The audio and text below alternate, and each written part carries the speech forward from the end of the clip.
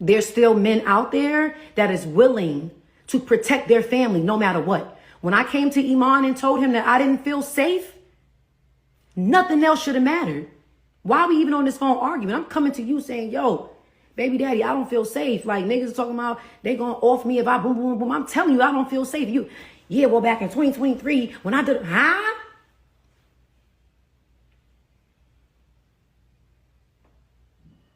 What are we talking about? What are we talking about? I've done nothing but protect him the whole way through. You can Google Teyana and Iman's divorce. All you ever see me speak on is begging niggas to stay out of our business. Tell me where the lie is. All I've ever done was beg niggas to stay out of our business and stay out of our divorce proceedings. Even when he filed the motion to make our names public to the world, I literally went on and I blamed TMZ. I was like, y'all sitting there and y'all boom, boom, boom, mind y'all business, stay out of the group chat. I could have easily said, you know what? It's really unfortunate that my ex-husband would make our divorce public. I could have said that and nipped this in the bud a long time ago. I did not. I said, it's really hurtful that someone would leak the da-da-da. Just please respect me and my family's privacy. Protected him. When all my utilities and shit was cut off and it made it to the blogs, because it was in a court, so it made it to the blogs that Iman had all that shit turned off. Who came running to the internet protecting him? Iman ain't turned nothing off. Da-da-da, ain't nobody turned nothing off. We would never be sitting ducks. Boom, boom. Granted, the shit was turned on the same day because me and my children will never be sitting duck. But it's the problem that every single time something has came out, I've protected him, myself, and our children with love, respect, and grace. And none of that was reciprocated. None of that was reciprocated. And I really think that Iman know that for social media, my social media anxiety is through the roof. Y'all know I don't do this. Y'all barely see me live. Like, y'all know I'm shy as fuck. Like, I barely like red carpets. Like, y'all already know this social media shit gives me anxiety. So with Iman knowing that, he knows that pushes my buttons. Nobody knows this man better than I do. Iman gets a kick out of this. What's happening right now? Like me being in this state, me having to even do this, he knows that this blows my mind. I don't like this. I don't like this. And he knew that I would lead our divorce with my heart. That's what he banked on. He banked on my heart. And that's where I went wrong. I went wrong by still, calling him my family and still moving with grace and still saving him and still boom, boom, boom, boom, and boom, boom, boom, boom, boom. And none of that was returned. None of that was reciprocated. None of that.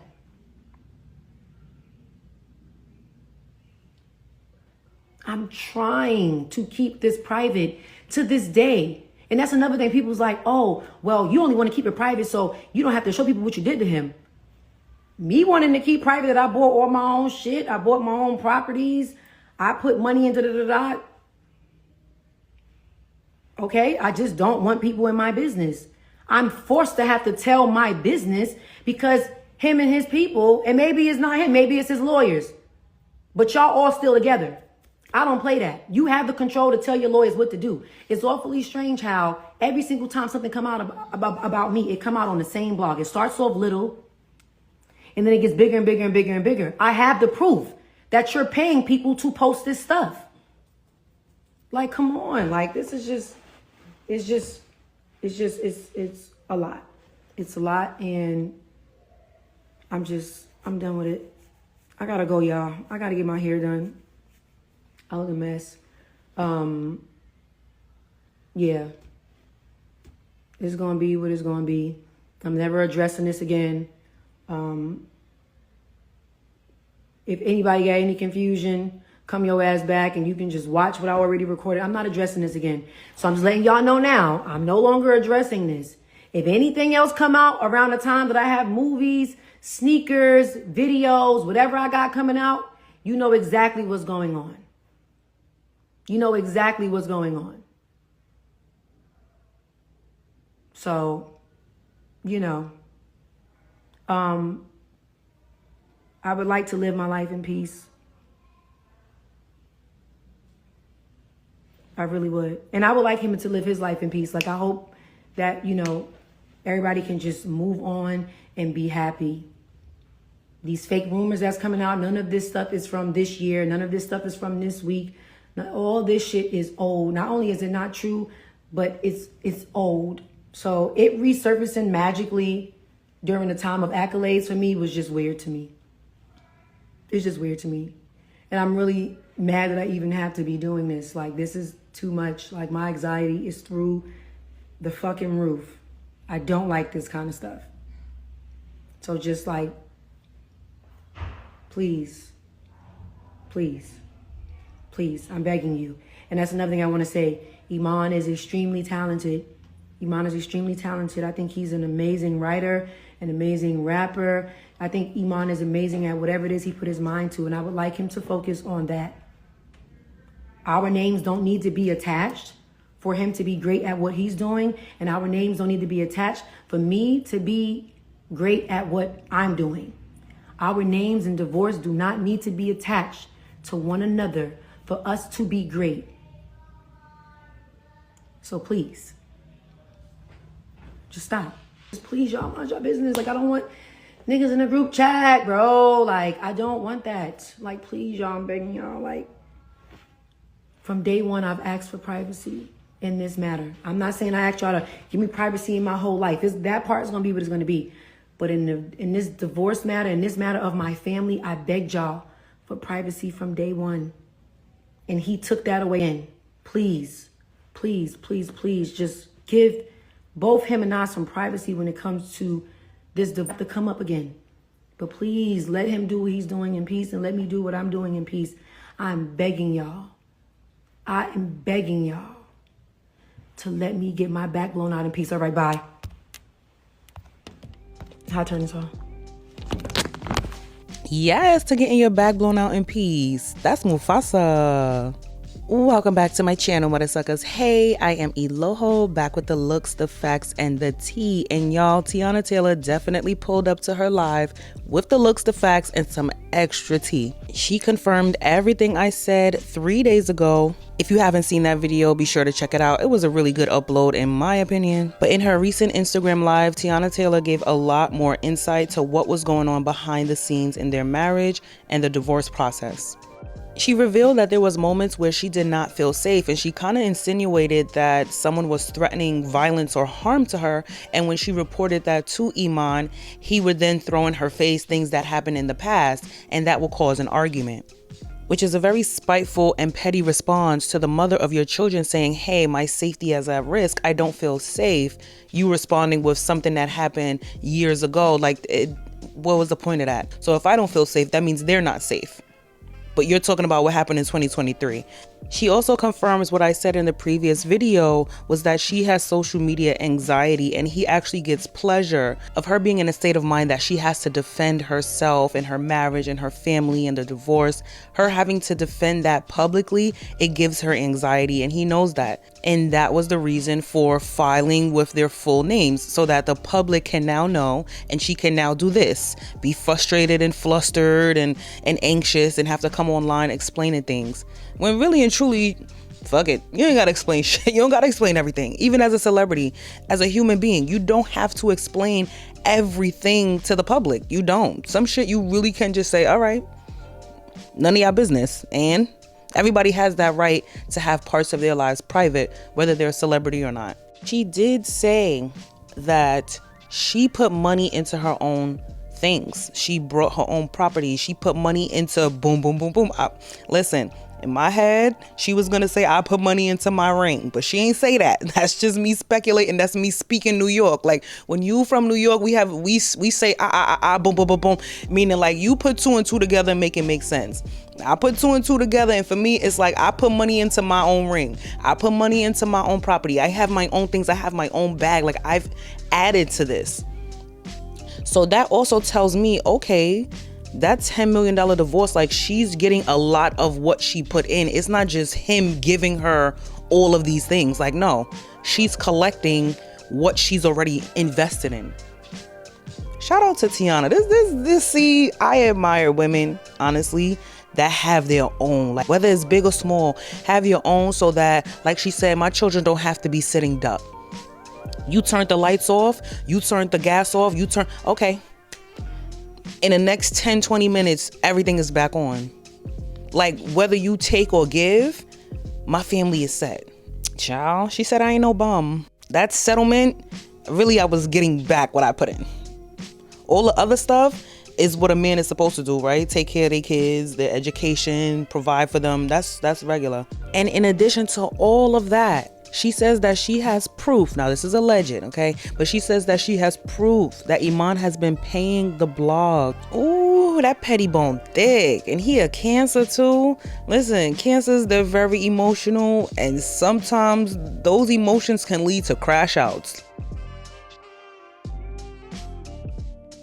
I think he knows, and he knew at the time that, damn, like I lost a good one.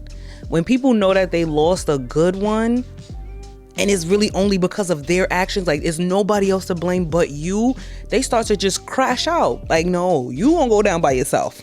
Nobody else going down with you. I'm sorry. Especially when they see that you're unbothered, you're not worried about what they got going on. She wasn't worried about him coming out dating Amber Rose or whoever he's messing with, or she was very unbothered. And so I'm actually happy for her that she got to get away from this type of evil, because that's really what it is. It'd be evil and demonic energy. So I'm actually happy that she was able to get away from that, be free, move on with her daughters, and she went through this with grace, and now she's, getting her back blown out by Mufasa, like, period, happily ever after. Now I want to get into this next topic of Just Hilarious putting the Breakfast Club on blast after she came back from maternity leave and realized that her replacement was coming on as a permanent host. Break that down. Explain how we don't have your back. Okay, all right. So the narrative, like I said, with the online ish, that's what I said. Y'all ain't nobody trying to clear up no narrative about nothing. Ever since I came back, it was weird. Yes, it was weird. Yeah, I at first, no, I did not. I wasn't too fond of Lauren. Nah, I wasn't too fond of her when I came back, because we had a whole plan, even how when I came back, how I pick her to fill in for me, right? I come back, she ain't never leave. Then, all right, cool that she don't leave, but she's on only during my segment. If she was meant to be a fourth host, move her in another way. Why she got to be moved in on? Because nobody had a problem with Jess with the mess until she started reading right. You know what I mean? Till she started reporting. I wasn't hired as a reporter. I was hired as Jess with the mess. So she started reading and delivering details and all that stuff. Yes. Then that's when Jess with the mess wasn't good enough no more. That's how it was presented. So I'm like, all right, cool. Who said that though? Because the internet said that? What are we talking about? No. This is our listeners. This is yeah. Why can't we worry about the comments? And these are people that enjoy the show and watch the show. It's not all about Instagram. It's YouTube. It's like, we have people that have been watching the show. Yes, she's great at what she do. That's why I picked her to fill in for me. But when I came back, it's like, what's going on? If she's gonna be a fourth voice, why she only gotta be a fourth voice on my segment? She wasn't a fourth voice. She was a producer. She was hired as a news producer to help with getting all news and doing interviews. She was gonna be the senior news producer. She wasn't on there. When you came back, Lauren was not on air. She was in the back doing questions, sending interview questions, reporting the news. Am I lying? I thought you was. She was on air. They told her, don't step in this room. Yes, but I thought you was using her on purpose. What? You thought I was using Lauren on purpose? Yes. No. What are we talking about? No. She didn't leave when I came back. I didn't know what to say to you because I was so thrown off by parts of that live yesterday. I'm like, bro, we be talking at least enough. Like, we don't got to be friends outside of here. But I feel like I've always said to you off air, whenever things have happened, we've had conversations about a lot of different things. Let's talk. Call me. What's up? What's the issue? What's going on? The issue is the whole narrative. Like, I understand F the comments and F the people and all that, but it's not all about them. It's how I'm feeling too. What if I'm feeling the same way the people feel? You know what I'm saying? So what? Because niggas online feel a certain way. I feel the same way they feel about it. Call me and curse me out. calling I've me and done cursing him that. out. Yes, you do. Yes, like Okay. I've done that. You But know I what I think mean? there's a bigger issue sometimes too, because I feel like, all right, you'll call him, you'll cuss him out. We might talk about different situations, but I think a lot of times if there's an issue for real, and then it don't be no movement in here, it's like there's an issue outside and then there's no movement in here, and then we just all in here like he ha. Like you're doing a lot of it right now. You're laughing and joking, but for real, you know that she's up here crying. Nothing about that is funny. Like there's real issues and real problems, and we don't really get to the gist of it. Ever. Everything's not a joke. And I can understand some of where you was coming from, but bro, part of that live I thought was crazy. I'm like, what, Jess? Like, What yeah. parts did you think was crazy? What part? Because like, Lauren, it's not like you didn't hear anything in that live that I haven't said to you. I heard a lot that you didn't say to me in Okay, person. so what part did I not say to you? Okay, so the part about the talking over each other and the hush, be quiet, because you talk about how you feel in real time, right? Yeah. I'm feeling in real time. That be quiet. That was crazy. Is crazy. The shut up. I was like, oh, okay, because what we really giving up here? Like, what's up? Okay, right? but I didn't. None of that was said. You didn't say anything about that. And then when I pulled you into the office with our EP with Eddie, the first thing I said to you was, Jess, we fighting for airtime and it shouldn't be like that. I want to know what can I do better as a producer? What can we do better as the two women sitting right here next to each other to make sure that don't happen, because it doesn't look good. It's not going to play well for either one of us. I literally swear to God, I don't even remember you saying that. And that's exactly why I had Eddie in the room or EP I don't to have understand. have I the never conversation. ever heard that. Because when you've pulled me to the side a few times to ask me, are you okay? How do you feel like about the stories and things like that? You've never said what you just said to me. Now listen. I have said, hush, shut up. Like, yo, you overtalk. And like I said, I'm not about to be up here fighting for no mic. Like, I'm not doing that. If I already got the job, like, what am I doing? Like, I'm not. It's four voices. Three of us are very opinionated. You know what I mean? Me, you, and Charlamagne. I'm not saying Envy don't got no opinion, but he don't jump in every single time there's dead air. You know what I'm saying? When you overtalk. And it's like the only time you can quiet down is somebody be like, shut up or hush. Now, first things first, I'm definitely Team Jess with all of this. I think that whatever her contract says, whatever plan that they had for her to go on maternity leave, that plan should have been executed when she got back. But in this case, things changed, right? Lauren did a phenomenal job. A lot of people in the comments were saying, replace Jess with Lauren, replace Jess with Lauren.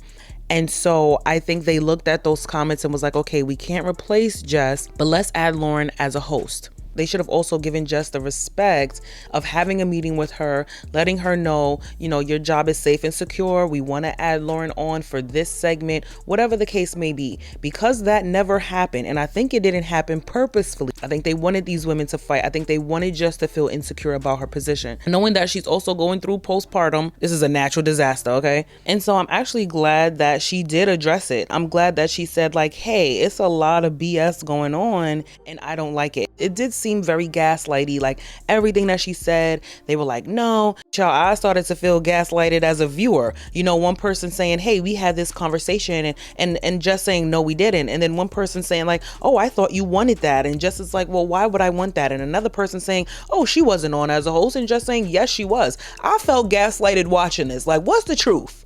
I think Charlamagne and DJ Envy definitely should have did a better job of making Jess Hilarious feel secure, hearing her out, having meetings, ironing things out, making sure each woman feels valued and respected as a host. If two black men can host this show for years amicably, two black women can also host this show amicably.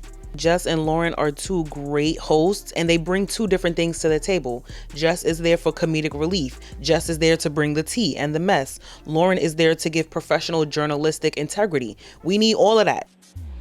But y'all be sure to let me know your thoughts on these two topics down in the comment section. What are your thoughts on some of the extra tea that Teyana Taylor spilled about her estranged ex-husband, Iman Shumpert? Let me know your thoughts on the Jess Hilarious Breakfast Club debacle. Do you feel like she was wrong for coming out publicly to speak out her grievances? Let me know your thoughts down in the comment section. I got a lot of content coming your way, so be sure to hit the notification bell, and I'll see y'all at the next one. Later.